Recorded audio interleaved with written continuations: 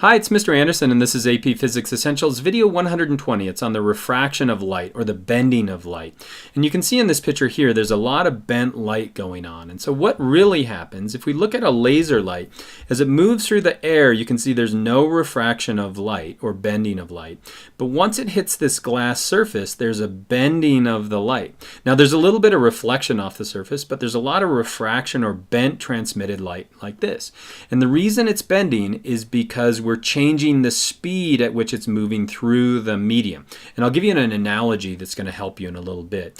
What would happen if we go straight into the medium? It's just going to go straight through. And so if you look on the glass to the left, the light that's coming straight through the middle where the surface is flat, it's not being refracted at all. It's only on that bent surface where we see that major refraction. And so when light moves from one medium to another, it can be reflected, absorbed, or transmitted. Now in this video, we're dealing with light that is transmitted into that other medium. Now in this example, however, the light came in at a straight angle, and so we don't see that refraction. But what happens if it comes in at an angle that is not along the normal or not along the perpendicular? And so these are the two mediums. This is the one on the left and the one on the right. This would be the boundary between the two, and then this is the normal line right here. And so what happens if it comes in from one medium, enters another medium where it's going the same exact speed? There's going to be no change in the angle. It's just going to go straight through. Just like light goes straight in air because the medium is never changing. What happens, however, if it goes from one medium to another, and that second medium, it actually travels slower? As it does that, it'll actually bend towards the normal, or it's going to bend towards that dotted line or the perpendicular line. I'll give you an analogy that'll help you to remember that. What happens if it comes in and it's moving into a faster medium? It'll actually bend away from that normal. So it's going to bend like that. Now that's called refraction, where you see the bending of the light, and we can actually quantify that using something called Snell's law. Snell's law, to quantify it, we have to add a couple of different variables. We first of all have to define this as the angle of incidence and this as the angle of refraction. Again, we're always measuring the angle between the normal and the light ray itself.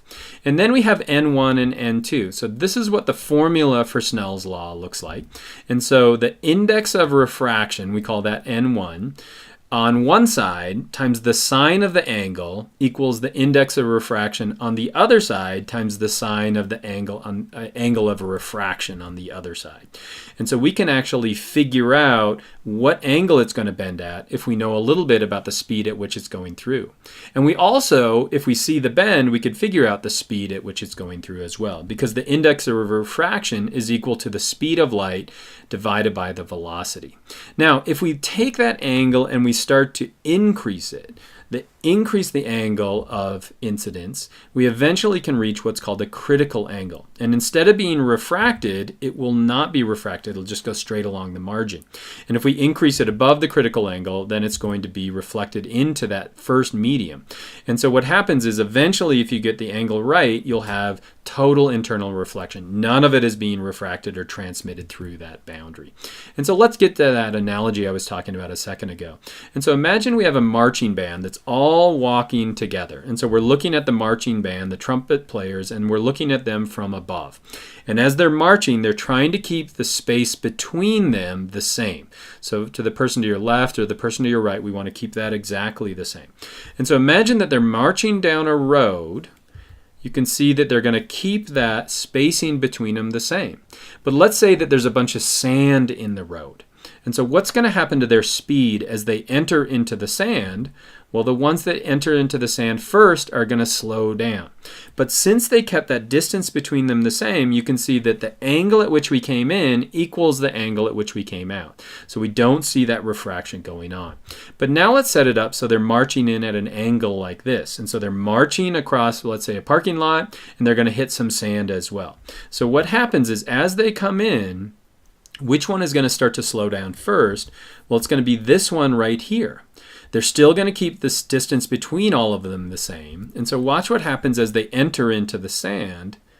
You can see they're bending like that. And so we're going from a medium where it's faster to one where it's slower. So if I put in that normal right here, what happened? This is our angle of incidence, so it's big. what happens to our angle of refraction? It's going to be small. In other words, it's approaching that normal. And so you always, when you're looking at problems with refraction, you want to imagine that marching band in your head and figure out which way it's going to go. So let's try that again. We've got a marching band now going through sand, and they're going to come out into an area where they go faster. So they're all going slow, but they're going in a straight line. Now which one's going to start to go faster first? Well, it's going to be this one right here. They're keeping the distance between them all the same, and so watch what happens now. So it's bending like that. And so if we put in that normal again, our angle is actually increasing. Our angle of refraction is going to be bigger. Let's try to apply that with a prism. Let's say that we have a light ray coming into a prism like this, and inside the prism the light goes slower. So in the glass it's going to go at a slower rate. And so what's going to happen as the marching band approaches, try to figure this out in your head. I can see that the right side is going to start to slow down first. And so if that doesn't work, you could just memorize, put in the normal, and then figure out what happens to our angle of incidence and angle of refraction. But it's going to bend to the right like that. What happens if we go to the next one? So which side of the marching band is going to start to accelerate first as we move out? It's going to be the left side. If that doesn't work, again, you could put in the normal, and we could say that we're going to see an increase in that angle of refraction, or it's going to bend like that. Now we could even make sure that that's right. And so this is a PHET simulation. You can shoot a laser at different prisms. So if I turn the laser light on, we can see that refraction occurring. And once you figure out this analogy, it works really well. So in other words, what's going to happen if we shine a light right at a sphere, and we're going to try to hit it right along the normal. So it's hitting it flat. What should happen to the refraction? Let's try it. You can see it's not lined up perfectly, but it's going to go straight through. Let's try another one. What's going to happen here if we hit it at an angle like this? Where is going to be the bend? And so which one's going to start to slow down first? I would say the marching band, put yourself in that position, but the marching band on the right side is going to slow up first. What's going to happen as we bend, as we come out here? Try to figure it out in your head, but this is what it would look like. So we're going to get refraction that looks like that. And so you can see the more I get that bend, the more refraction.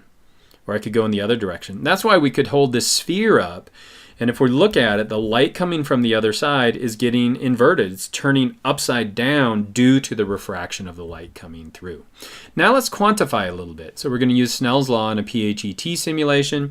Remember, the index of refraction times sine of the angle of incidence, how it comes in, equals the index of refraction on the other side. And so index of refraction, remember, is related to the velocity. And so the index of refraction goes up as the velocity decreases. So let's take a look at this. So we've got a laser light bouncing off the surface, and so you can see there's a lot of reflection going on, but a lot of that light is also going to be refracted on the surface. And so in this problem, if you know the angle at which it comes in, could you figure out the angle of refraction? You need Snell's law to do that. And so I'd write it out like this, and then let me look at what information I have. So I have the angle at which it's coming in, so that's a given. I also know in air the index of refraction is 1. I'm also given the index of refraction of the surface down here, the glass, is 1.5. And so what am I really trying to solve for? I want to figure out that angle of refraction, how it comes out. So that's going to be my theta 2. So I plug in what I know. So this is index of refraction of the light, the angle coming in, index of refraction of the glass, and this is the angle coming out. So I solve for that. Now I've got sine of theta 2 equals 0.577, so I have to take the inverse sine to figure out what that angle is going to be, and so I get around 35 degrees. And so you may want to pause the video and make sure that you get an answer that's similar to that. And now we could remove the question mark, and you can see that that angle is going to be at 35 degrees. Also, you can see it's less, and the reason it's less is we're going from an area where it's faster to an area where it's going to be slower. Now you could also have the problem presented like this. So in this problem, what am I giving you? I'm giving you the actual refraction. So it's coming in at an angle of 60 degrees. You can see that the angle of refraction is going to be 20 degrees. And so could you figure out the index of refraction? Same thing, we're going to use Snell's law, and now you just have that one known, or those three knowns, and the one unknown that we don't have is going to be N2. Now what's interesting is if we look at material moving from an area of slow to fast, it would look like this. As we turn the angle, you can see that we're getting more refraction. But as we keep turning the angle more and more and more, you can see that less of that light is being refracted or making its way through. And eventually what we approach is something called the critical angle. Once we reach the critical angle, then we don't get light being transmitted into that next surface. And so what eventually happens is it's reflected back into this original medium. Now when all of it gets returned back into the medium, we call that total internal reflection. And so if we look at this sea turtle right here, the reason you're seeing its reflection up here on the surface is that light isn't moving out. It's being reflected to you because of the angle at which you're looking at that turtle. And so did you describe models of light traveling from one boundary into another when the speed of propagation changes? Could you find the relationship using Snell's law? And then finally, could you make predictions? The go-to analogy is that marching band analogy. Remember, they're going to keep the distance between them the same, but depending on which one starts to speed up or slow down first, we're going to get that refraction, and I hope that was helpful.